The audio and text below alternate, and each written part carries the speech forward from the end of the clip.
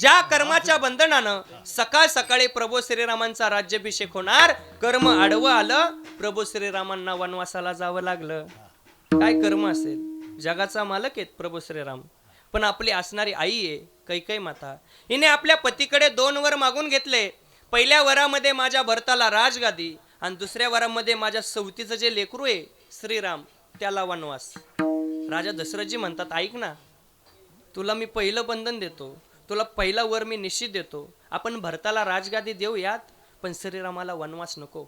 पण कैकेयी दुष्ट विचाराची होती. कैकेयी म्हणली, तुम्ही म्हटले होते मला 2 वर देईल, मला हेच 2 वर पाहिजेत.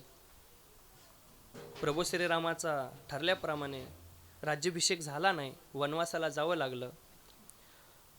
भरताला समजलं आपल्या आईने 2 वर मागून घेतले. पहिल्या वरामध्ये मला राजगादी आणि दुसऱ्या वरामध्ये माझा जो सावत्र भाऊ आहे त्याला वनवास. आई, तुला अक्कल नाही. जो अधिकाराने मोठा आहे, जो वयाने मोठा आहे, जो मर्यादा पुरुषोत्तम आहे, एक बाणी एक पत्नी श्रीराम, तू त्याला वनवासाला पाठवतेस. आई, तू हे चुकीचं करतेस. कारण की चुकीचं करणारी ती कैकेयी होती, दुष्ट विचाराची ती कैकेयी होती. तुम्हाला सांगू का किती दुष्ट विचाराची होती?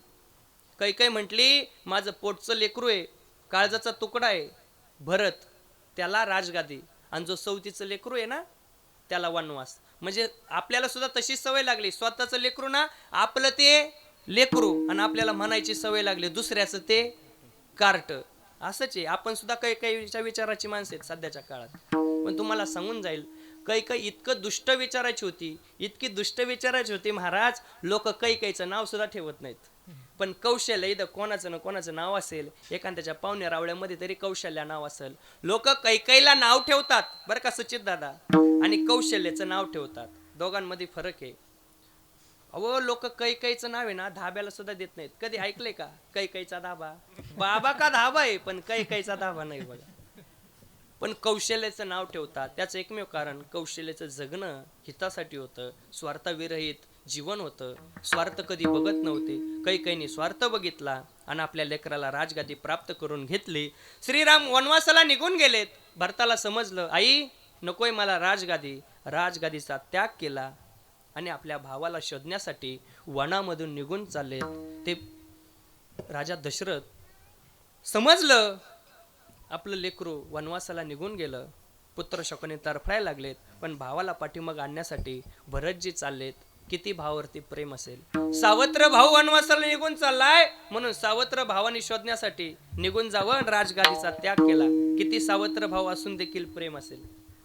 सध्याच्या काळामध्ये सख्या भावामध्ये प्रेम नाही राहिलं, पण सावत्र भावांचं जे प्रेम होतं आपल्या भावाला शोधण्यासाठी वनामध्ये चाललेत, पाठीमागं आणण्यासाठी. ते भरत ऐका, भरत चला रे अपने भैया को मनाने, भैया को मनाने अपने राजा को मनाने, भरत चला रे अपने भैया को मनाने.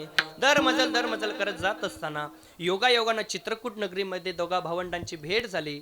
अरे गायींनी जसे पारसाकडे धाव घ्यावी, प्रभू श्रीराम भरत एकमेकांना भेटतात, घट्ट आलिंगन देतात. भरत प्रभू श्रीरामाला म्हणतात, दादा प्रभू, हे अयोध्येची राजगादी तुमची वाट पाहतीये दादा, तुम्ही अयोध्येला चला, राजगादीवरती बसा. कैकेयीचं तुम्ही ऐकू नका, कैकेयीला अक्कल नाही. कोण म्हणतंय? पोटचा गोळा. भरत दोष देतोय आईला, पण प्रभू श्रीराम समजूत काढतात.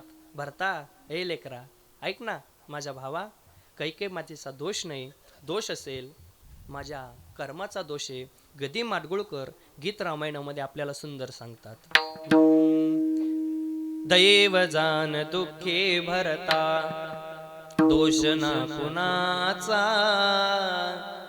पराधीन आहे जगती पुत्र मानवाचा. माय कैकेयी ना दोषी नव्हे दोषितात, राज्य त्याग कानन यात्रा सर्व कर्म जात.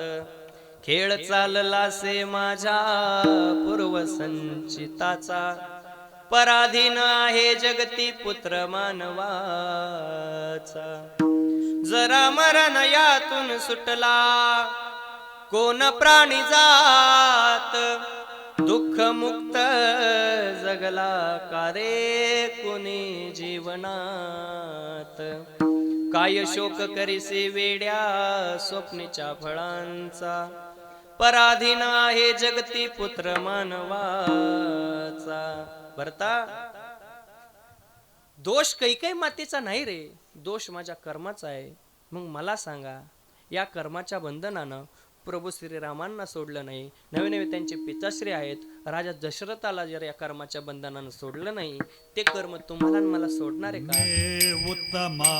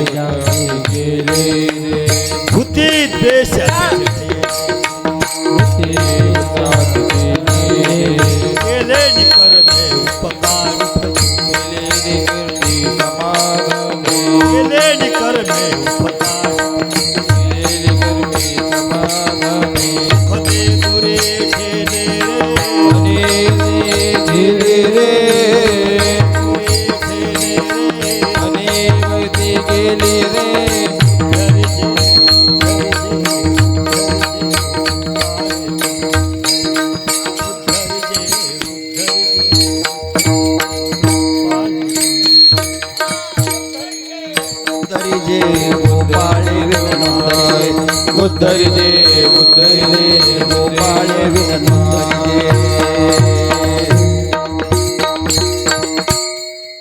काय केल मे उत्तम पहिलं हिणू. रिटर्नचा आवाज येतो. हा, मे उत्तम पहिलं हिणू. मे उत्तम पहिलं हिणू. भूती द्वेष वा द्वेष ठेले रे. वा, सुंदर. महाराजांनी सुंदर सांगितलं. कधी पण शेवटीच्या क्षणी आपलं कामाला येऊ शकतं ते कर्म, म्हणून कर्म गोड करा, चांगलं करा. हे कर्म आपल्याला सोडवणार नाही, म्हणून तर या जीवाला पहिलं बंधन आहे ते कर्माचं बंधन, आणि या जीवाला दुसरं बंधन एक आहे, ते जीवाला दुसरं बंधन आहे ते संसाराचं बंधन. संसार करतच नाही असा मनुष्य तुम्हाला बघायला भेटणारच नाही.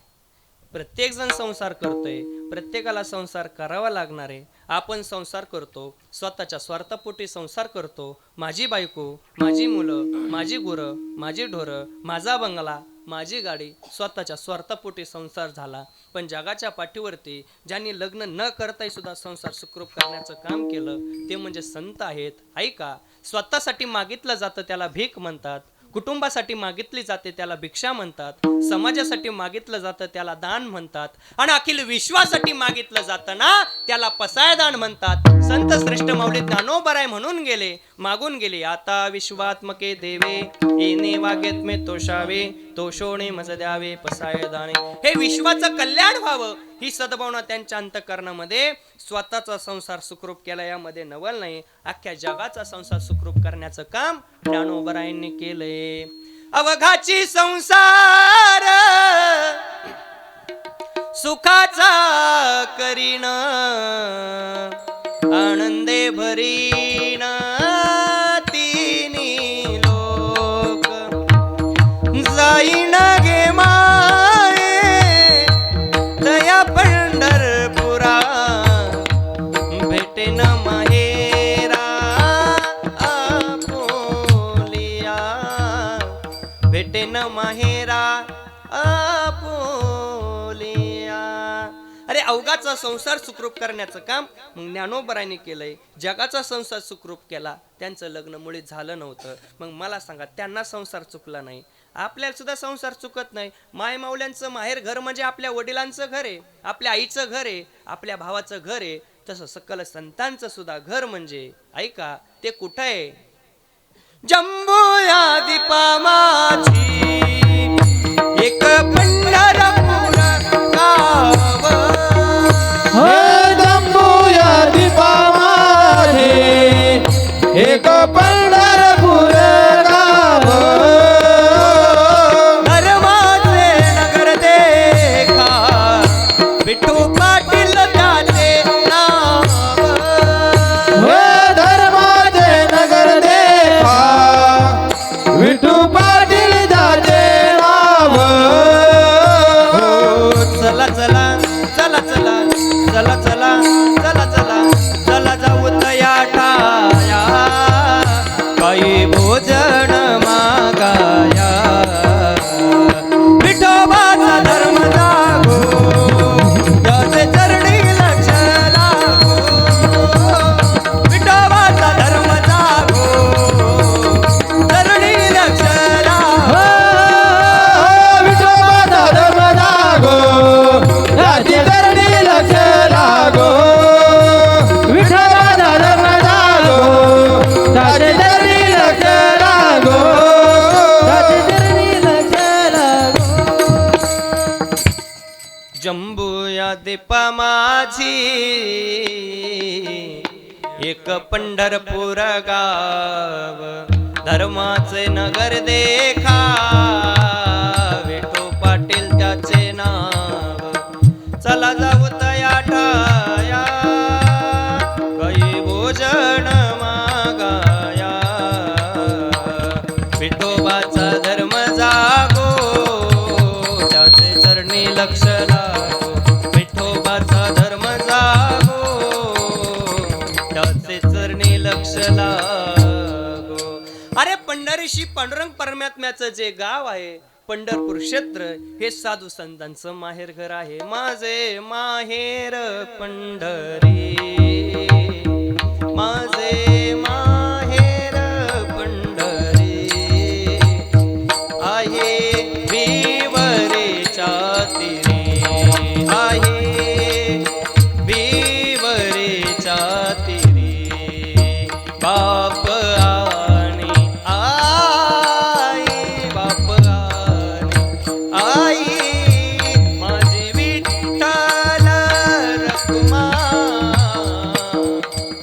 माझे माहेर पंढरी आहे विवरेच्या तीरी आहे विवरेच्या तीरी पंढरी माझे माहेर सजनी अरे सकल संतांचं माहेर घर म्हणजे पंढरपूर क्षेत्र आहे मग मला सांगा सकल संतांना सुद्धा माहेर आहे आपल्याला सुद्धा माहेर आहे आपल्याला सुद्धा सासर आहे मग मला सांगा मग संसार चुकलाय तरी कोणालाच नाही ना अरे मृदंगाची साधना करतात 12-12 वर्ष एक तप पूर्ण करतात ना हा एक प्रकारचा संसार आहे आपण जन्माला आलोत आणि आपण मरणार आहोत यामधला आयुष्य म्हणजे हा एक प्रकारचा संसार आहे हा या संसाराची भूमिका म्हणजे काय फक्त लग्न वगैरे होणं नाहीये हो पण हा संसार करत असताना प्रत्येकाला संसार करावा लागते पण संसार करत असताना संसार करू नका या माताचे सकल संत मुळीच नव्हते सकल संतांनी आपल्याला सांगून गेले संत महात्मे म्हणले संसार करा पण संसारात असून ज्या संसारी असावे असोनी नसावे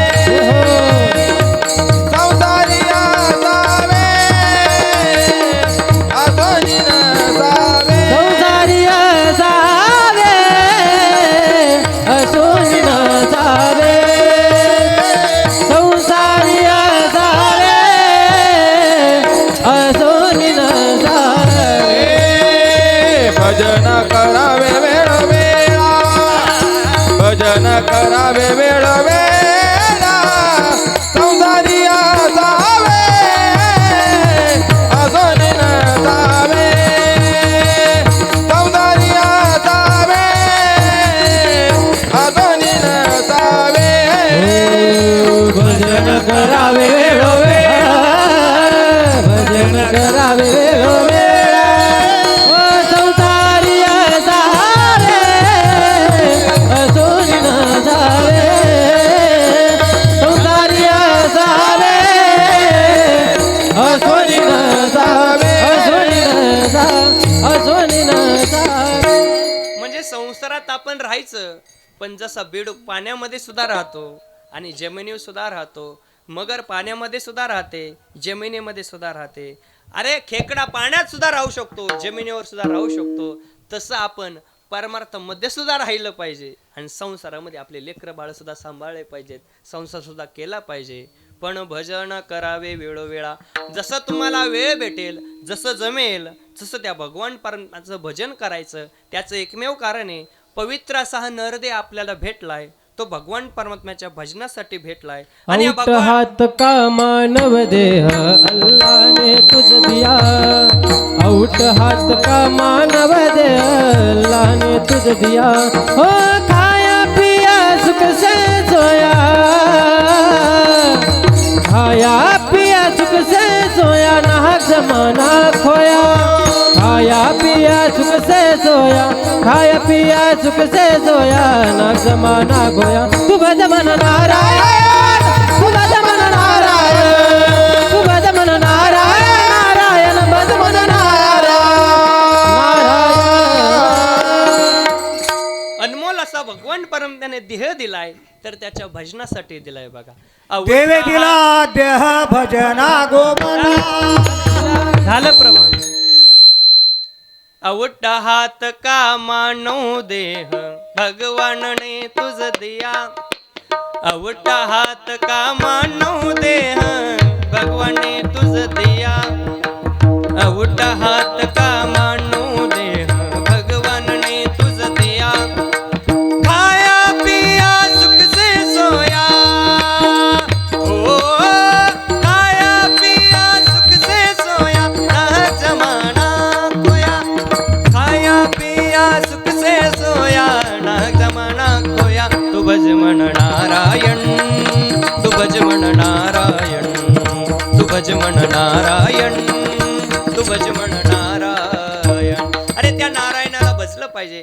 त्या जगाच्या मालकाचं आपण भजन केलं पाहिजे पण याच देही घडे या देहामध्येच येऊन त्याचं भजन घडू शकतं त्याचं नामस्मरण घडू शकतं कारण की आपलं भाग्य आहे न मिळणारा मनुष्य देह आपल्याला कितीतरी जन्माच्या पुण्याने भेटलाय शेवटची पाळी एक मनुष्य जन्म चुकल यावर मग फेरा पडे किंवा बरवी वेळ सापडली संधी साह्य झाली बुद्धी संचिताची संधी प्राप्त झाली अनमोल असा हा देह भेटला बघा किती अनमोल देह ऐका मनुष्य जन्म अनमोल रे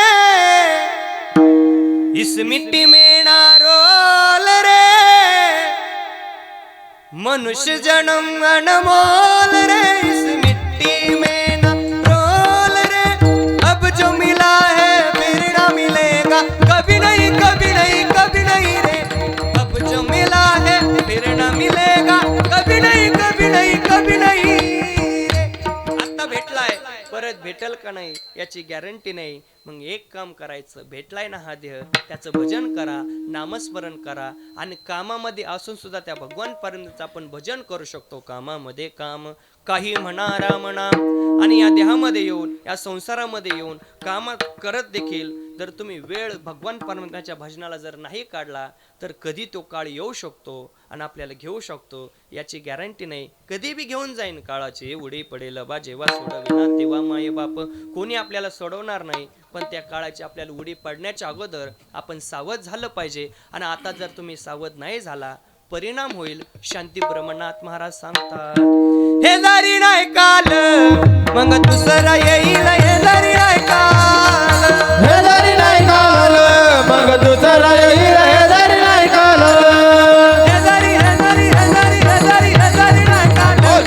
मग दुसरा येईल हे जरी नाही काल हे जरी नाही काल मग दुसरा येईल हे जरी नाही काल सरती सरत मग सरत शेवटी बा काळ बांधून येईल सरत शेवटी बा काळ बांधून शरद देवटी बा काळ बांधून नेईल शरद देवटी बा काळ बांधून नेईल एका जनार्दनी आमचे काय बा जाईल जनार्दनी आमचे काय बाजारी आमचे काय बा जाईल पिंगळा पिंगळा पिंगळा पिंगळा महाद्वारी बोले बोलत देखा पिंगळा महाद्वारी बोले बोलत देखा मारवारी बोल बोल तो देखा पिंगळा मारवारी बोली बोलत देखा अहम वाग्या सोहम वाग्या प्रेम नगरावारी सावध ववणे भजनी लागा देव करा कैवारी माझा मल्हारीची माझ्या मल्हारीची वारी माझा मल्हारीची माझ्या मल्हारीची वारी हे माझा मलरी जिवारी मल्हारी जिवारी माझा मलरी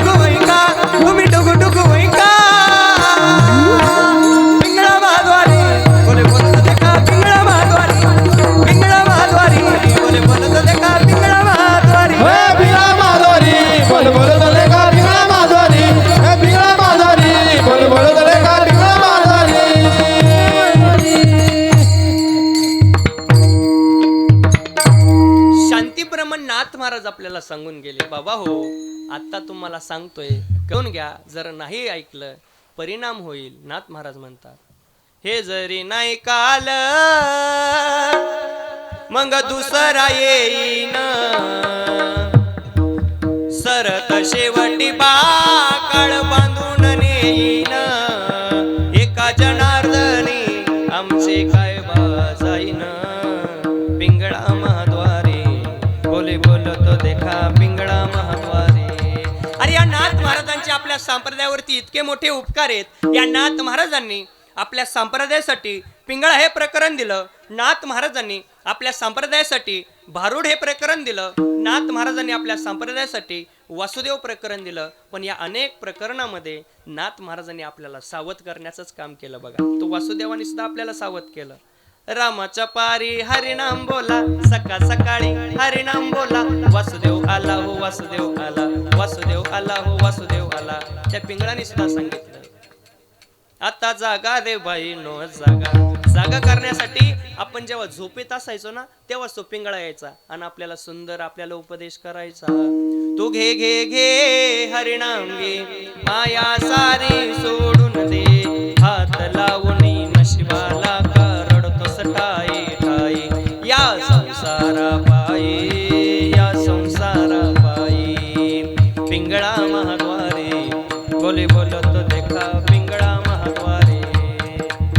सावध करण्याचं काम केलं. बघा, अनेक सकल संतांनी सांगितलं. पण नाथ महाराजांनी आपल्याला पिंगळा सांगितला. तो पूर्वी पाट पाट दारात यायचा. बाबा आम्ही नाही, पण तुमच्या काळामध्ये तुम्ही बघितला तो. हा, तुमच्या काळामध्ये तुम्ही बघितला पिंगळा. डोक्यामध्ये फेटा असायचा, अंगामध्ये कोट असायचा, एका हातामध्ये कंदील, एका हातामध्ये डमरू. पण आता काळ बदलला. पूर्वीसारखा आपल्या दारामध्ये पिंगळा येत नाही. पूर्वीसारखा आपल्या दारामध्ये वासुदेव येत नाही. सकाळ सकाळी आपल्या दारामध्ये बटरवाला यायला लागला. बटर घ्या बटर घ्या बटर घ्या बटर घ्या. काळ बदलला. बघा, फार काळ बदलला. पूर्वीच्या काळी या माय मावल्या हंड्या हंडा लांबून विहिरीवरून पाणी आणायच्या. आता काळ बदलला. आता किचनच्या वाट्यावर पाणी आलं. आमच्यासारखे महाराज मंडळी घरी गेले, आम्हाला पाणी देणार नाहीत. नळाची नळीच घ्यायची आणि महाराजाच्या तोंडात खुपसायची. काय प्यायची तर पी, पिऊन झालं नळ बंद करून निघून जाय. इतका काळ बदलला. पण वाक्य ध्यान देऊ नाही का, काळानुसार आपण जरूर बदलावं. पण काळानुसार बदलत असताना आपण आपल्या संस्कृतीला विसरता कामा नये. सध्या महाराष्ट्रामध्ये संस्कृती जपण्याचं काम जर कोणी केलं असेल ना, आपल्या वारकरी संप्रदायाने केलंय. तेव्हा कीर्तन प्रवचन चालू आहे. नाहीतर कुठं चाललाय संप्रदाय? अरे आपल्या संप्रदायामुळं परंपरा संस्कृती टिकू नये. आपण महाराष्ट्रामध्ये राहणारी माणसं आहोत. महाराष्ट्र भूमी संतांची भूमी आहे. सकल संतांनी आपल्याला संस्कृती, सकल संतांनी आपल्याला मार्ग दाखवला आणि आपल्याला योग्य दिशेला लावलं. पण या महाराष्ट्रामध्ये सगळ्यात जास्त परमार्थ जर कोणी जपून ठेवला असेल तो आपल्या मराठवाड्याने जपून ठेवला. या मराठवाड्यामध्ये या जगाच्या मालकानं एकाच कुळामध्ये 2 बलाढ्य साधू महात्मे अवताराला घातले.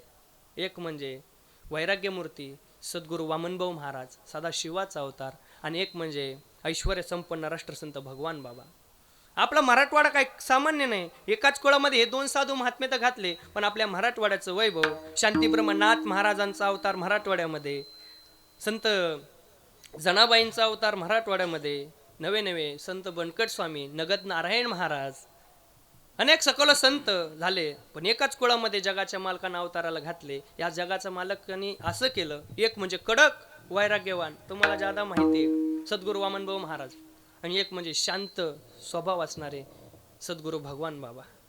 लोक भगवान बाबांना आपल्या जीवनातल्या अडीअडचणी सांगायचे, पण त्या काळी वामनभाऊ महाराजांना सांगत नव्हते. भाऊंसमोर उभं राहायचं म्हणलं तरी लोक थरथर कापायचे.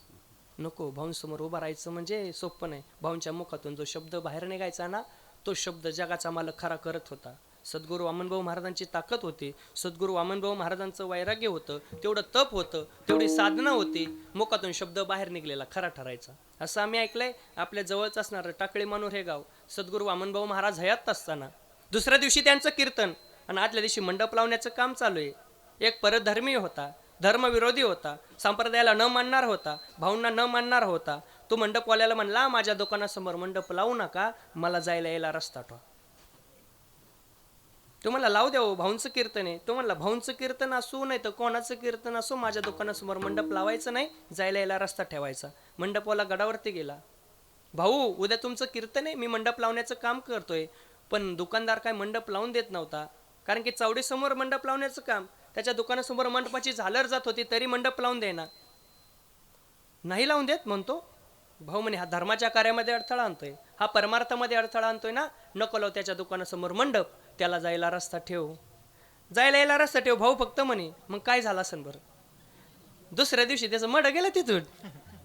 ते भाऊंचे शब्द आहे, ते आजकालच्या आमच्यासारख्या महाराजांचे शब्द नाहीत. भाऊ भक्त म्हणी होती त्याला जायला रस्ता ठेवा, आजकालच्या आमच्यासारख्या महाराजांनी म्हटलं ना त्याला जायला रस्ता ठेवा, त्याच्या आधी महाराज जाईन तिथून. महाराज जायला बसलाय पण समोरचा जायचा नाही. तुम्हाला सांगून जाईल, मुखातून शब्द बाहेर निघलेला खरा ठरायला वाणीमध्ये तेवढी ताकद असावी लागते, तेवढं तप असावं लागतं, तेवढी साधना असावी लागते, नवे नवे तेवढं वैराग्य असावं लागतं, तेव्हा मुखातून शब्द बाहेर निघलेला खरा ठरतो. तुम्हाला सांगू का, सद्गुरू वामनभाऊ महाराजांचं वैराग्य म्हणजे हातावरती विस्तव ठेवायचा आणि त्या अग्नीचा स्पर्श सुद्धा हाताला न व्हावा, याला वैराग्य म्हणावं. जर जरीत अग्नी जैसा विवेकासहित वैराग्याचे बळ. सद्गुरू वामनभाऊ महाराजांचं वैराग्य सामान्य नव्हतं. भाऊ फक्त म्हणले होते त्याला जायला रस्ता ठेवा, त्याचं मर गेलं तर तिथून. आजकालच्या आमच्या सारख्याच्या मुखातून शब्द बाहेर निघायचा आणि तो कधीच खरा ठरत नाही. पाठीमागच्या वर्षी मला दिंडीमध्ये भेटलं होतं, महाराज मला आशीर्वाद द्या. मी म्हटलं जा तुझं कल्याण होईन. त्या दिवशी मला ते भेटलं, मी म्हटलं बरं चाललंय का, तो म्हणला 10 एकर इकलं. त्याला काय आशीर्वाद दिला, तुझं कल्याण होईन. त्याने 10 एकर इकला. आमचा कुठं आशीर्वाद खरं ठरत नाही. नवीन लग्न झालेलं जोडपं माझ्याकडे आलं, म्हणे महाराज ही माझी मिसेस कळती ना, जानवर आपलं ते बायको. तो म्हणे महाराज हिला 7वा महिना आहे. मी म्हटलं बरं. तुमच्या पायावरती 500 रुपये ठेवल्यात. मी म्हटलं बरं. तो म्हणला सांगा हिला पोरगा होईन का पोरगी. मग मला कळालं हे 500 रुपये सोनोग्राफीचे आहेत. त्याला मी ठामपणे सांगितलं जा तुला मुलगा होईन. तो म्हणे महाराज मुलगा नाही झाल्यावर. मी म्हटलं मुलगी नक्की होईन. आता मुलगा नाही तर मुलगी होईन का कळायला, मी काय देवऋषी आहे का, मी काय डॉक्टर आहे. डॉक्टरला कळतं ना सोनोग्राफी केल्याच्या नंतर, ते आपल्याला काय कळणार आहे. आमचा कुठं आशीर्वाद खरा ठरत नाही. पण तो मुखातून शब्द बाहेर निघलेला तो भाऊंचा होता. तो भाऊंचा शब्द निघलेला तो काल अजरामर आहे. भाऊंचे शब्द आज अजरामर आहेत आणि भाऊंच्या वाणीतले शब्द उद्या सुद्धा अजरामर राहणार आहेत. चंद्रसूर्य असेपर्यंत अजरामर राहणार आहेत. कारण की साधू संतांचं धन संपत्तीच ते असतं. अम्मा घरी धन शब्दाचीच रत्ने. भाऊंचे शब्द म्हणजे शस्त्र होते, असं भाऊंचं वैराग्य होतं. हे भाऊ बाबा एकत्र जायचे, एकत्र कार्य करायचे. मडी या ठिकाणची गोहत्या बंद करावी. सद्गुरू वामनभाऊ महाराजांनी मोठ्या देवीवरची पशुहत्या बंद करावी. भगवान बाबा गडावरती गेले, भाऊ लोक तुम्हाला घाबरतात, मला लोक घाबरत नाहीत, आपल्याला पशुहत्या बंद करायची. भग्या एक काम कर, लाडाने भग्याच म्हणायचे, तुम्हाला सर्वांना ज्ञाते. तू काय कर, तुझं कीर्तन आहे म्हणून सांग आणि तुझ्या जागी मी उभा राहतो कीर्तनाला. मोठ्या गावामध्ये कीर्तन ठेवलं, सकाळी कीर्तन ठेवलं काल्याचं कीर्तन, आणि राहिले ना वामनभाऊ महाराज कीर्तनाला उभा. आणि कीर्तनामध्येच लोकांना उपदेश करा. अरे ज्या तुम्ही माय माऊली समोर महाराष्ट्रातील 3.5 शक्तिपीठापैकी एक असणारं शक्तिपीठ माहूरगडची रेणुका माता आणि ती भक्ताच्या भक्तिपोटी तांदुळा स्वरूपामध्ये प्रगट झाली, तीच मोठ्याची जगदंबा माता.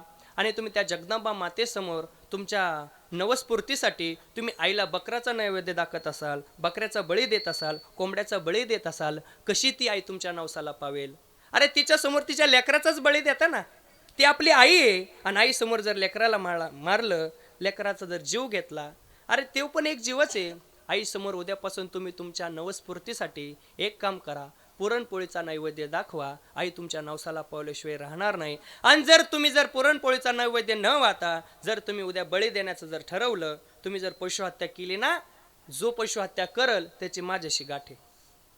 आता लोक गाठ मानल्याच्या नंतर लोक घाबरायचे. त्या काळामध्ये परिसरामध्ये लोक बकरं कापण्याची बंद झाले, महाराज कोंबडं कापण्याची बंद झाले. आणि एखाद्याचं जरी नवस्फूर्तीसाठी नवस बोललेला असला ना पूर्वजांनी सुद्धा, तर ते आता गडावरती कोंबडं वाहतात पण कापत नाहीत. तिथं सुद्धा पाळलं जातं पण कापत नाहीत. पशुहत्या बंद केली, कारण की अंधश्रद्धा निर्मूलनावरती काम केलं. या जगाला चांगल्या मार्गाला लावण्याचं सकल संतांनी काम केलं. सद्गुरू वामनभाऊ महाराज, सद्गुरू भगवान बाबा म्हटले, एक वेळ जमिनी विका पण मुलं शिका. तुम्हाला सांगू का, आपल्या वाड वडिलांनी फार कष्ट केलं. वेळ प्रसंगी ऊस तोडला, हातामध्ये कोयता घेतला, फार कष्ट केलं. जमीन तर त्यांनी विकल्याच नाही, आपल्याला त्यांनी घाम गाळला, कष्ट केलं, आपल्याला पैसा पुरवला, आपल्याला शिकवलं. आज कोण IPS अधिकारी, कोण कलेक्टर आहे, कोण पोलीस आहे, कोण वकील आहे, हे कोणाची पुण्याई जर आपल्यावरती असेल ना, सद्गुरू वामनभाऊ महाराज, सद्गुरू भगवान बाबा आणि लोकनेते गोपीनाथरावजी मुंडे साहेबांची कृपा आहे. त्याचं एकमेव कारण आहे, कारण की महाराष्ट्रामध्ये लोकनेते गोपीनाथरावजी मुंडे साहेब ज्यावेळेस महाराष्ट्र राज्याचे उपमुख्यमंत्री होते त्यावेळेस सगळ्यात मोठी पोलीस भरती जर कोणी काढली असेल तर लोकनेते गोपीनाथरावजी मुंडे साहेबांनी काढली होती. म्हणून आज सगळ्यात मराठवाड्यामध्ये 18 पगड जातीचे पोलीस आहेत.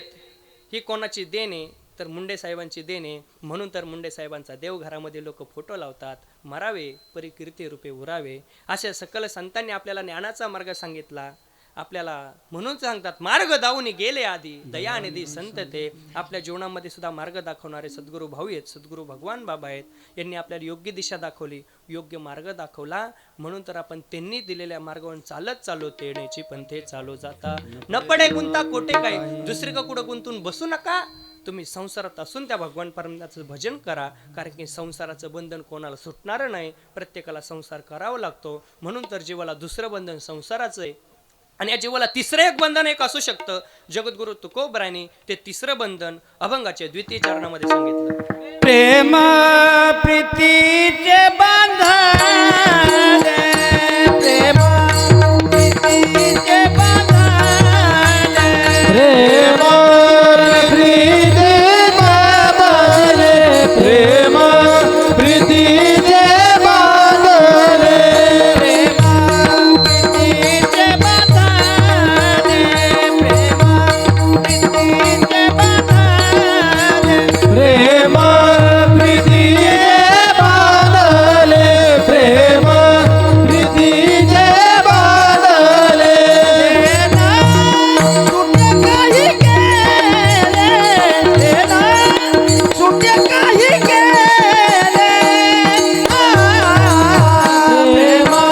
प्रीतीचे बांधले, प्रेम प्रीतीचे बांधले.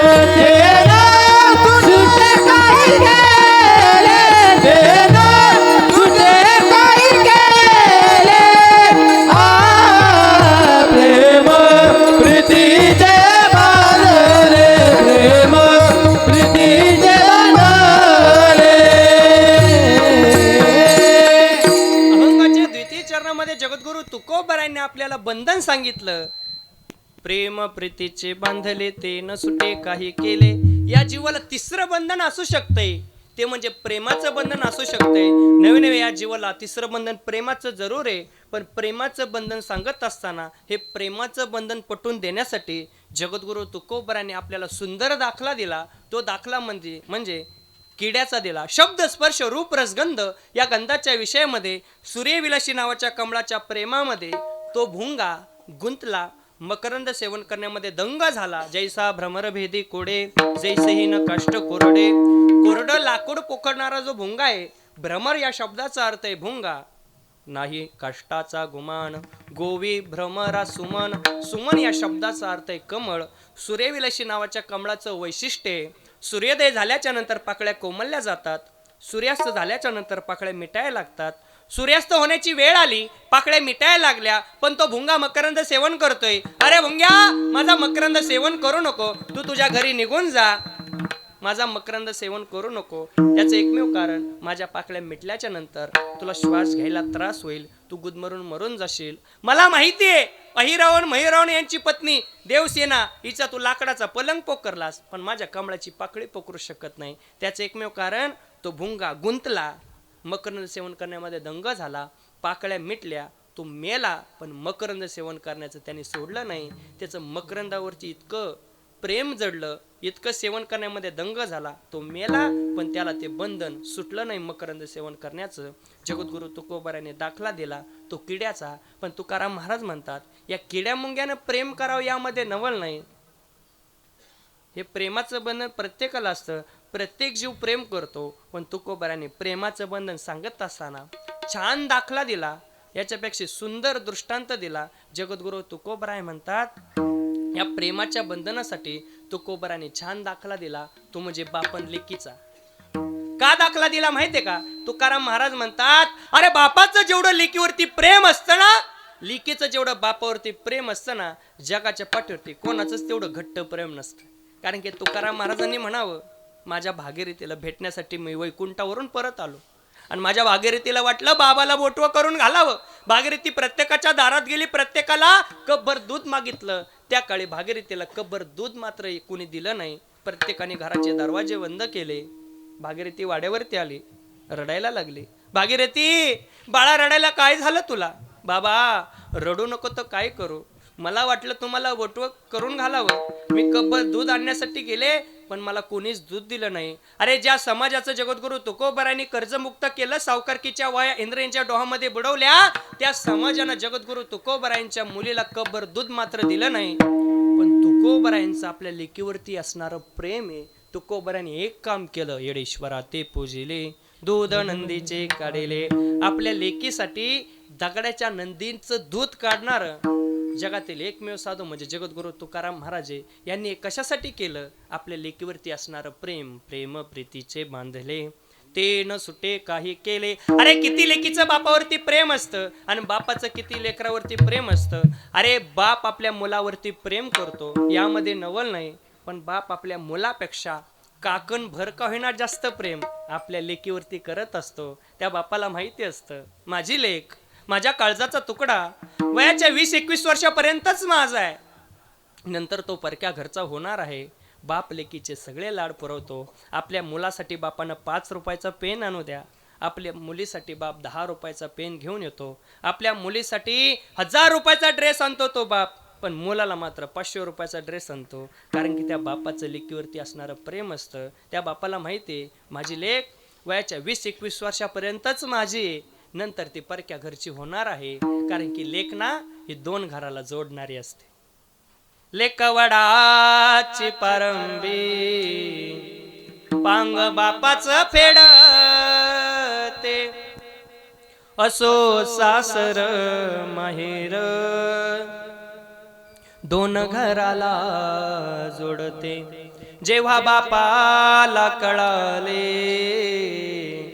त्याचे काळीज जळाले, तिला छातीशी धरून त्यानं टिपूस गाळले. अरे दगडाच्या काळजाचा असणारा बाप, श्रीमंत असणारा बाप किंवा तो बाप गरीब असू द्या, लेक ज्यावेळेस नांदायला जाते ना त्यावेळेस तो बाप ढासा ढासा रडल्याशिवाय राहत नाही. त्याचे एकमेव कारण बापाचं लेकीवरती प्रेम असतं. प्रेम प्रीतीचे बांधले, ते न सुटे काही केले. काही केले बिगर बापाचं लेकीवरती प्रेम कमी होत नसतं आणि लेकीचं सुद्धा बापावरती प्रेम कमी होत नसतं. माय माऊल्यांनो, माहेरामध्ये तुम्हाला किंमत कुठपर्यंत आहे? आलेत तुमच्या डोळ्यामध्ये अश्रू ना, सांगून जाते ते अश्रू तुमचं तुमच्या बापावरती किती प्रेम आहे. पण माहेरामध्ये तुम्हाला किंमत तोपर्यंत आहे जोपर्यंत माहेरामध्ये तुमचा बाप जिवंत आहे, जोपर्यंत माहेरामध्ये तुमची आई जिवंत आहे, तोपर्यंतच तुम्हाला माहेरामध्ये किंमत आहे. एकदा का तुमचे माहेरामधले आई बाप जाऊन द्या, तुमचा हक्काचा उंबरठा गेला बघा. 80 वर्षाचा म्हातारा बाप जिवंत असू द्या माहेरामध्ये, लेकीला आनंद होतो. 50 वर्षाची लेक असू द्या, तिला ओढ निर्माण होते माहेराला जाण्याचे, आपल्या बापाला भेटण्यासाठी. 50 वर्षाच्या लेकीनं माहेरामध्ये जावं, 80 वर्षाच्या म्हाताऱ्या बापानं काठी टाकत यावं आणि आपल्या लेकीच्या हातातली पिशवी घ्यावी. ताईडे आलीस, पिशवी इकडं दे, हातपाय धू आणि जेवण करून झोपी जा. 50 वर्षाची लेक आहे, ती सगळ्याच्या आधी झोपी गेली. सकाळ सकाळी आपल्या भावाचा मुलगा उठायला गेला, आत्या अगं उठ ना ग बाळ्या, तुझ्या आत्याला उठू नको, तिला झोपू दे. सांगून जाईल तुम्हाला, सासर मधला आणि माहेर मधला हा फरक आहे. सगळे झोपायच्या आधी, ऐका, सगळ्याच्या आधी झोपून सगळ्याच्या नंतर उठलं तरी चालतं, त्याचं नाव माहेर आहे. सगळे झोपल्याच्या नंतर झोपावं लागतं आणि सगळ्याच्या आधी उठावं लागतं, त्याचं नाव सासर आहे. सासर मधला आणि माहेर मधला फरक आहे. ताईडे एक काम कर, चाललीस ना तू घरी, जाताना एवढं लसूण घेऊन जा, एवढे कांदे घेऊन जा, एवढी चटणी घेऊन जा. तिला चटणी तिकडे जरूर भेटते, लोणचं सगळं भेटतं सासरमध्ये, पण त्या पाठीमागं बापाचं प्रेम असतं, बापाची माया असते. बापाची उरामध्ये नेहमी माया दडलेली असते. बापाची माया फक्त कळती ती लेकीला कळत असते बघा. बापाची उरामध्ये नेहमी माया दडलेली असते. ऐका, उरामधी माया त्याच्या काळ्या मेघावानी, दाखविना कधी कुणा डोळ्यातलं पाणी. जिजू जिजू संसाराचा गाडा हाकला, वटामधी हासू जरी कणा वाकला, घडीभर तू थांब जरा, ऐक त्याची धापर, लई अवघड हाय गड्या, उमगाया बाप र, उमगाया बाप. अरे बाप कळायला सुद्धा ना काळीज वाघिणीचं लागतं. बाप कळतो तो आपल्या लेकीला कळत असतो. तुम्हाला सांगून जाईल, एखाद्या माय माऊलीचा, एखाद्या लेकीचा बाप या विश्वामधून जाऊ द्या, एखादा पारावरती बसलेला म्हातारा बाप जर एखाद्याचा असला ना, त्या म्हातारा बापाक बघून तिला स्वतःचा बाप आठवतो. का आठवतो तिला बाप? माझा बाप ना असाच पारावरती बसायचा, असंच खमीस घालायचा, असंच धोतर घालायचा, ऐटीत बाप आमचा गावामध्ये फिरायचा, पण आमच्यासाठी कष्ट करणारा तो बाप क्षणार्धामधून नाहीसा झाला. कारण की त्या लेकेच्या डोळ्यामध्ये अश्रू येतात आणि बापाविषयी तिचे विचार ती प्रकट करते. माझ्या डोळ्यातल आसव कुणी मायेना पुसताना, माझ्या डोळ्यातल आसव कुणी मायेना पुसताना, उरी हुंद का दाटतो या गोष्ट बापाची सांगताना, त्याच्या फाटक्या सदऱ्याला किती थिगळ जोडलेली, उभ्या आयुष्याला त्यानं कशी कातर लावलेली. मला कसस होत या बाप लोकांचा बघताना, उरी उंदा का दाटतो या गोष्ट बापाची सांगताना, गोष्ट बापाची सांगताना. बाप मनात झुरायचा लग्न लेकीच करीन, ढांगा ढुंगा हुंड्यासाठी शेत जमीन विकीन, असा कनवाळू बाप जेव्हा सोडून गेला, त्या माऊलीचा जीव कसा कासा विस झाला. मला कसस होत या बाप लोकांचा बघताना, उरी हुंद का दाटतो या गोष्ट बापाची सांगताना, गोष्ट बापाची सांगताना. तो बाप आपल्या लेकरासाठी झुरत असतो, म्हणून तर त्या लेकीला प्रेम निर्माण होतं, ओढ निर्माण होती ती बापाची. म्हणून तुम्हाला सांगून जाईल, अरे कोणताही बाप असू द्या, गरीब बाप असू द्या, श्रीमंत बाप असू द्या, किंवा कोणत्याही क्षेत्रातला बाप असू द्या, एखाद्या पैलवान क्षेत्रातला बाप असू द्या, पैलवान क्षेत्रातला बाप असू द्या, महाराष्ट्र केसरी त्याला पद मिळू द्या, गावकऱ्याने त्या पैलवान बापाचा सत्कार ठेवला आणि घराच्या उंबरठ्यातून तो पैलवान बाहेर पडला. 5-6 वर्षाची चिमुरडी लेक आली, बापाच्या पायाला घट्ट मिठी मारली आणि ती चिमुरडी लेकीकडे बघून किचन मध्ये आवाज देतो, अगं ऐक ना, ऐकलंस का ग, या पोरीला धर, नाही तर ही पोरगी मला पाडन. ज्यांनी चांगले चांगले पैलवान पाडलेत, पण तो त्या पोरीला पाडू शकत नाही, कारण की तो काळजाचा तुकडा असतो, ती त्याची लेक असते. उलट लेकीसाठी बाप खाली पडायला तयार होतो. ते बापाचं प्रेम असतं आणि ती बापाची माया असते, कारण की बापाचा तो पदर असतो, आईचा जो पदर असतो, काही तो मायेचा पदर असतो, काही केल्या बिगर कमी होणारा नसतो. म्हणून प्रेमाचं बंधन सांगण्यासाठी उत्तम असं उदाहरण जगद्गुरु तुकोबराय पदरी घाली पिळा, पदरी घाली पिळा, पदरी घाली पिळा, पदरी घाली पिळा, पदरी घाली पिळा, पदरी घाली पिळा, पदरी घाली पिळा, पदरी घाली पिळा. हे बाप निर्मळसाठी बाळा, बाप निर्मळसाठी बाळा, बाप निर्मळसाठी बाळा, बाप निर्मळसाठी बाळा. हे बाप निर्मळसाठी बाळा, बाप निर्मळसाठी बाळा, बाप निर्मळसाठी बाळा.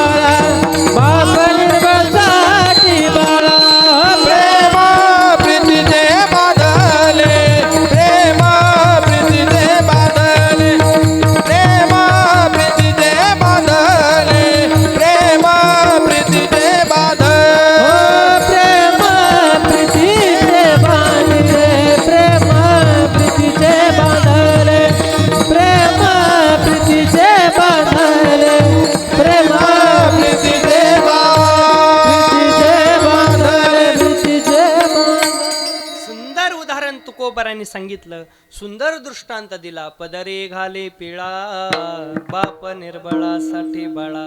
हे कशासाठी दिला? प्रेम प्रीतीचे बांधले ते न सुटे काही केले बिगर. आपल्यावरती आपल्या आई वडिलांचं प्रेम कमी होणार नसतं, म्हणून तुम्हाला प्रेम करायचंय. प्रेम करत असताना माणसानं प्रेम करावं. आपल्या आईवरती प्रेम करावं, माणसानं प्रेम करावं. आपल्या वडिलांवरती प्रेम करावं, माणसानं प्रेम करावं. संतांवरती प्रेम करावं. मातृदेव भव, पितृदेव भव, आचार्य देव भव, या 3 जणांवरती प्रेम करा. या 3 जणांची सेवा करा. देवघरातल्या देवाला अगरबत्ती नाही ओवाळली तरी चालेल. कारण की हे 3 जण आहेत ना, आपल्यावरती स्वार्थविरहित प्रेम करणारे. आई आपल्यावरती स्वार्थविरहित प्रेम करते. अरे जगाच्या पाठीवरती सगळे स्वार्थाशिवाय प्रेम, स्वार्थासाठी प्रेम करतात, पण स्वार्थाविना कोणत्याही गोष्टीचा स्वार्थ बघत नसती ती आई असते. कोणत्याही गोष्टीचा स्वार्थ बघत नसतो तो बाप असतो. आणि कोणत्याही गोष्टीचा स्वार्थ न बघता आपल्याला योग्य दिशा दाखवून देणारे संत असतात. संत महात्मे म्हणतात, बाबा हो, आम्ही तुमच्याकडे स्वार्थ कधीच बघत नाहीत. आम्हाला आवडेल अशी भक्ती तुम्ही मुळीच करू नका. जगाच्या मालकाला आवडेल अशी भक्ती करा. मग जगाच्या मालकाला आवडतं काय? आवडे देवासे तो एका प्रकार, नामाचा उच्चार रात्रंदिन. तुळशी माळ गळा, गोपी चंदन टिळा, हृदये कळवळा, वैष्णवांचा विठोबा रखुमाई. विठोबा रखुमाई, रखुमाई विठोबा रखुमाई, रखुमाई विठोबा हरी जय विठोबा रखुमाई, विठोबा विठोबा रखुमाई, विठोबा रखुमाई, विठोबा रखुमाई, विठोबा रखुमाई, रखुमाई, विठोबा रखुमाई, विठोबा रखुमाई, विठोबा रखुमाई,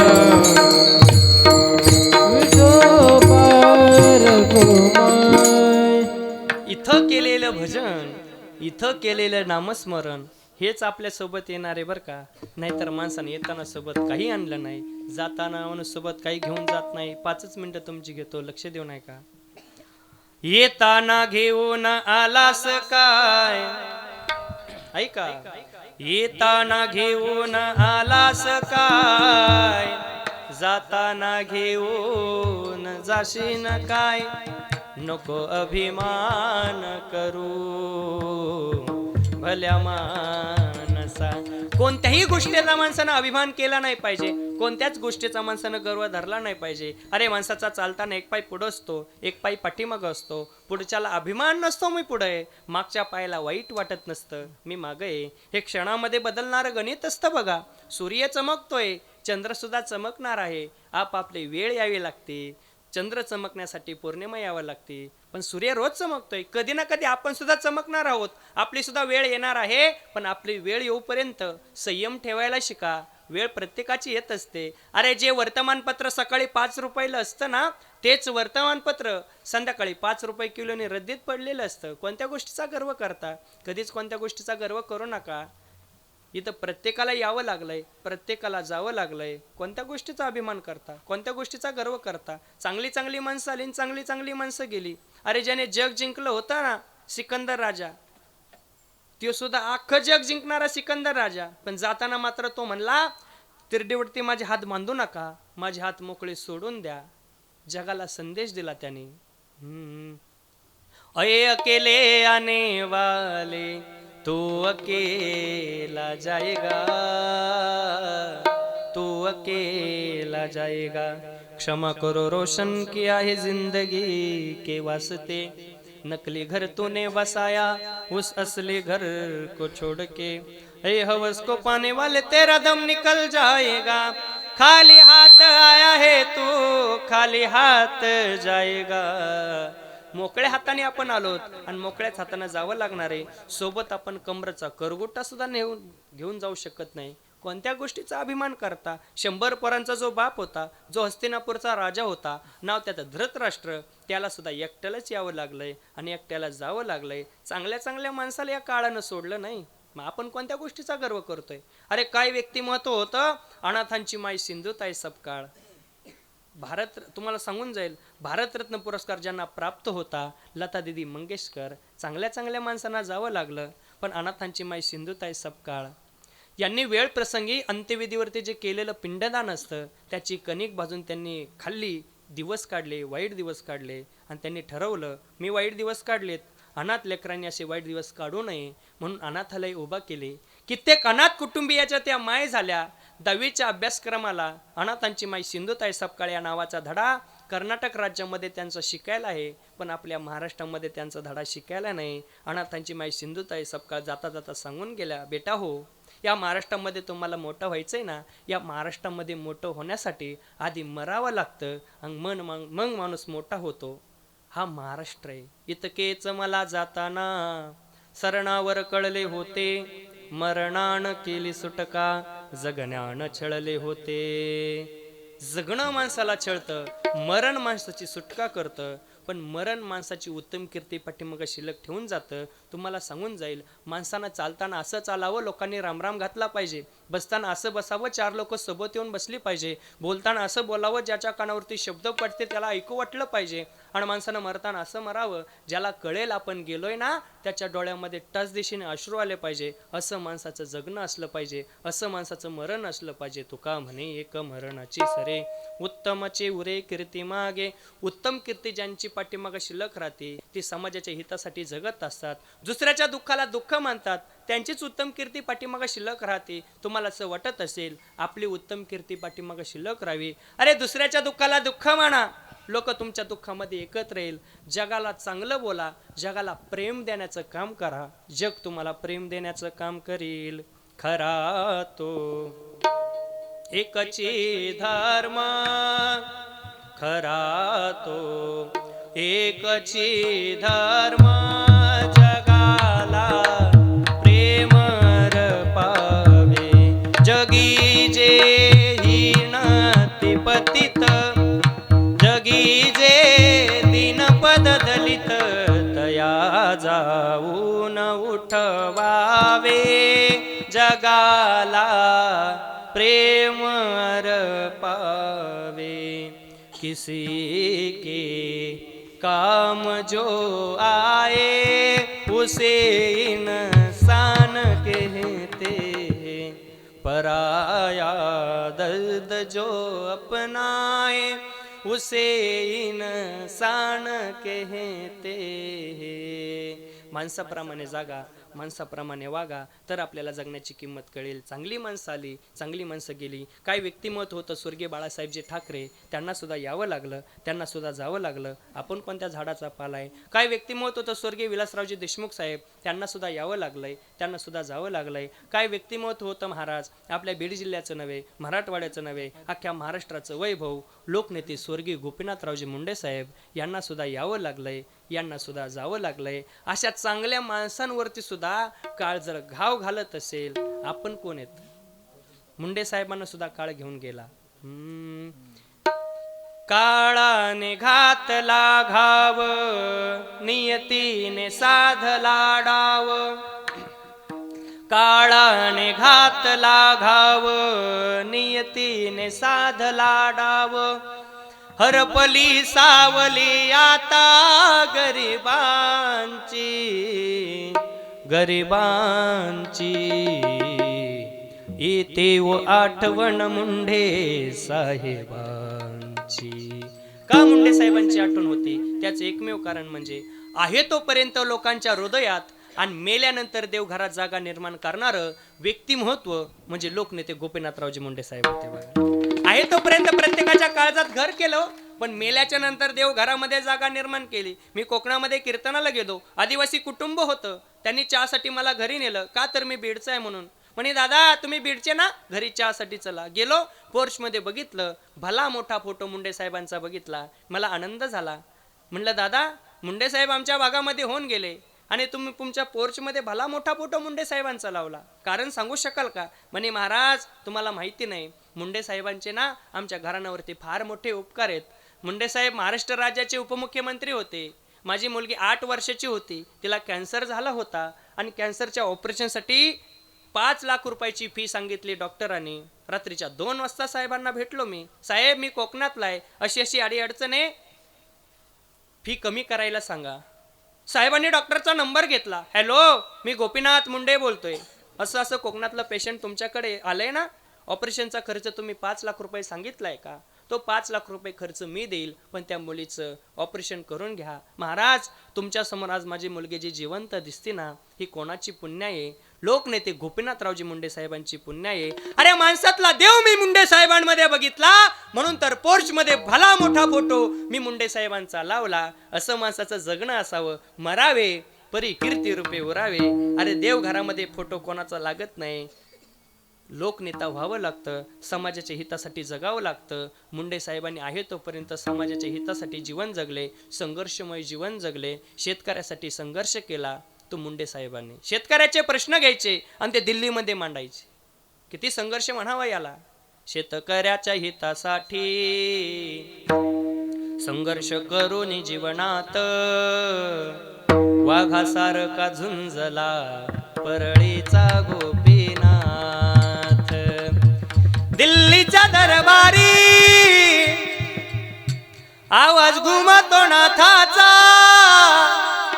मोडेन पण वाकणार नाही भक्त भगवान बाबांचा. मोडेन पण वाकणार नाही भक्त भगवान बाबांचा.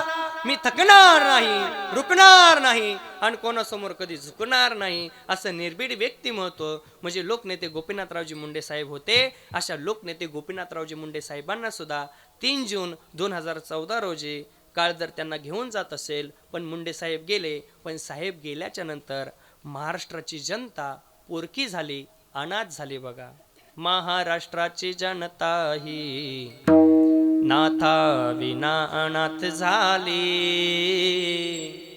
मुंडे साहेब होते हो गोरगरिबांचं वाली.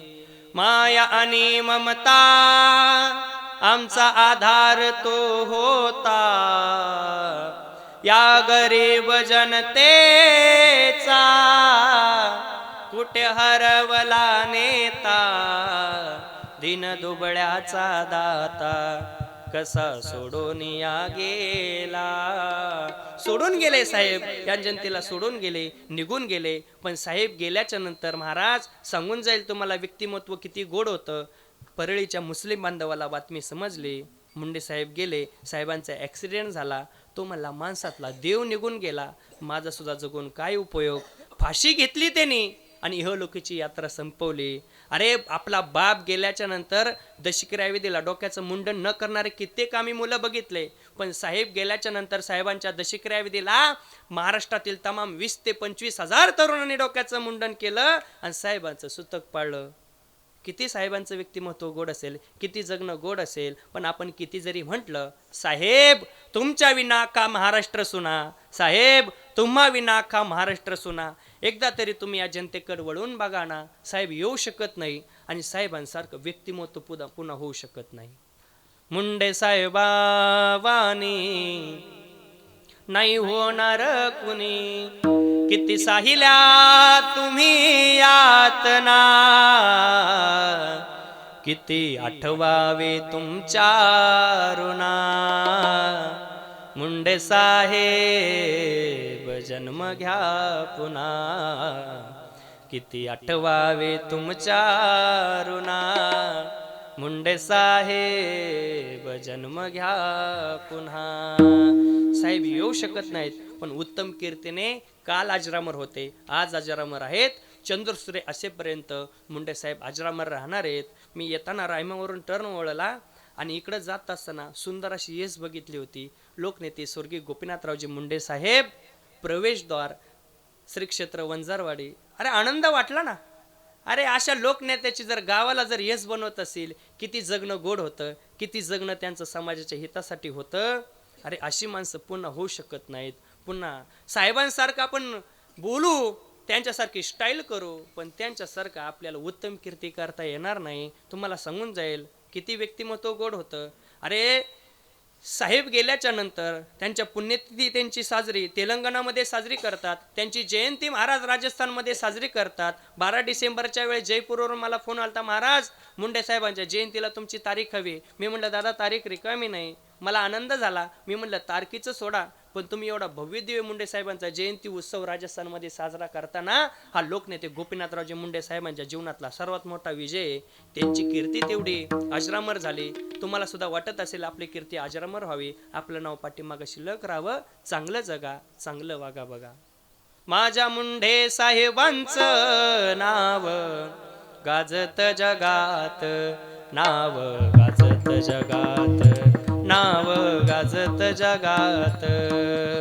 होता गरीबाचा नेता, दीन दुबळ्यांचा दाता, अशी संघर्षाची कथा. नाव गाजत जगात, नाव गाजत जगात, नाव गाजत जगात. अशा पहाडासारख्या माणसाला, अशा वाघासारख्या माणसाला जर काळ घेऊन जात असेल, आपल्याला सुद्धा काळ घेऊन जाणार आहे. पण ही माणसं कमीच दिवस जीवन जगली, पण वाघासारखं जीवन जगली. डॉक्टर बाबासाहेब आंबेडकर यांचं एक सुंदर वाक्य होतं. आंबेडकर जे सांगायचे, माणसानं 100 वर्ष शेळी होऊन जगण्यापेक्षा माणसाने एकच दिवस असं जीवन जगावं, वाघासारखं जीवन जगावं. वाघासारखं जीवन जगणारे लोकनेते स्वर्गीय गोपीनाथरावजी मुंडे साहेब होते. यांना सुद्धा यावं लागलंय, यांना सुद्धा जावं लागलंय, आपल्याला सुद्धा यावं लागलंय, आपल्याला सुद्धा जावं लागणार आहे. मग एक काम करा, संतांच्या पायावरती विश्वास ठेवा, संतांवरती प्रेम करा, संतांची सेवा करा, आणि त्या जगाच्या मालकावरती भाव ठेवा, विश्वास ठेवा. तुम्हाला सांगून जाईल, त्या जगाच्या मालकावरती प्रेम करा. कारण की थोर प्रेमाचा भुकेला आजची दुष्काळ त्याला. जगाचा मालक प्रेम बघतो, जगाचा मालक अंतकरणामधला भाव बघतो. कारण की अर्जुनाला भगवान श्रीकृष्ण गीता सांगत असताना अर्जुनाला म्हणतात, अर्जुना ऐक, मी सुदाम्याच्या अंतकरणामधली भक्ती बघितली, भाव बघितला, म्हणून मी त्याला नगरी सोन्याची देऊन टाकली. हे सांगावे काय किरीटी, तुची देखील आपुल्या दिठी, मी सुदाम्याच्या सोडे गाठी पवय्या लागे. हीच भक्ती मी जाणतो, पै भक्ती एके मी जाणे, तेथ सान थोरण म्हणे, आम्ही भावाचे पाहुणे भलते लया. आम्ही भावाचे पाहुणे आहोत, कारण की या भावानं तुम्हाला मला आपलंसं करता येईल. भावेविना देव न कळेनी संदेह, भावाशिवाय मी तुम्हाला कळणार आहे. अंतकरणामध्ये भाव ठेवा, कारण की मी तुझ्या अंतकरणामधला भाव ओळखला रे अर्जुना, म्हणून तर मी तुझ्या घरी घोडी धुण्याचं काम केलंय. नवे नवे अर्जुनाचे रथे होय हा सारथे, भक्ती पोहे प्रीती सुदाम्याचे. नाही तर अर्जुनाकडे काहीच नव्हतं. ऐका, पाहती पांडव अखंड वनवासी, पाहती पांडव अखंड वनवासी, परित्या देवासी आठवीती, तरी त्या देवासी आठवीती. पाहती पांडव अखंड वनवासी. नाहीतर या पांडवाच्या कुळामध्ये यांनी चांगलं केलंच नव्हतं. लग्नाच्या आधी सुद्धा मुलगा झाला होता पांडवांच्या कुळामध्ये. कुंती सांगती देवाला, कर्ण पांडव रे पहिला, कर्ण पांडव रे पहिला, तळहाती जन्मला बाळ, सोडून दिला गंगा जळ, नाही पदराने जाकीला, कर्ण पांडव रे पहिला, कर्ण पांडव रे पहिला. तरी द्वारकेचा राणा पांडवा घरी, त्याचे एकमेव कारण अंतकरणामध्ये भाव ठेवला. याच भावानं देवाला सुद्धा आकळता येतं, याच प्रेमानं देवाला सुद्धा आपलंसं करता येतं. तुकाराम महाराज अभंगाच्या शेवटच्या चरणात, तुका मने भावे, तुका मने भावे, तुका मने भावे, तुका मने भावे, तुका मने भावे, तुका मने भावे, तुका मने भावे, तुका मने भावे.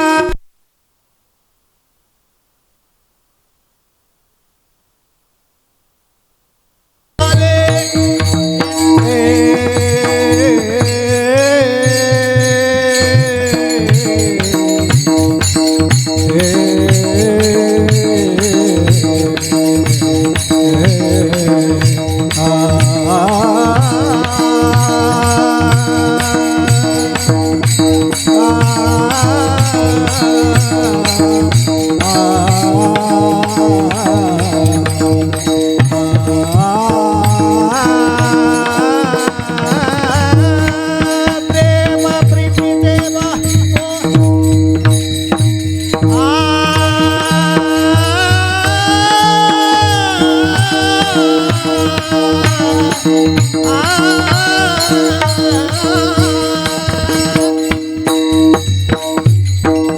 प्रेम प्रीती के बांधले प्रीती के बांधले प्रेम प्रीती के बांधले प्रेम प्रीती के बांधले देन सुटे काही केले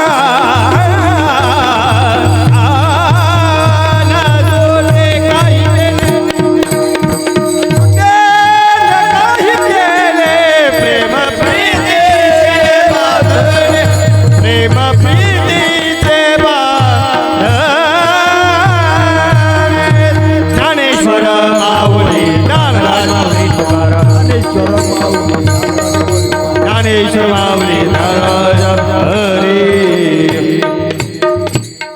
तुका म्हणे भावे बेने देवे आकारावे प्रेम प्रीतीचे बांधले ते न सुटे काही केले. झालंय आपलं कीर्तन.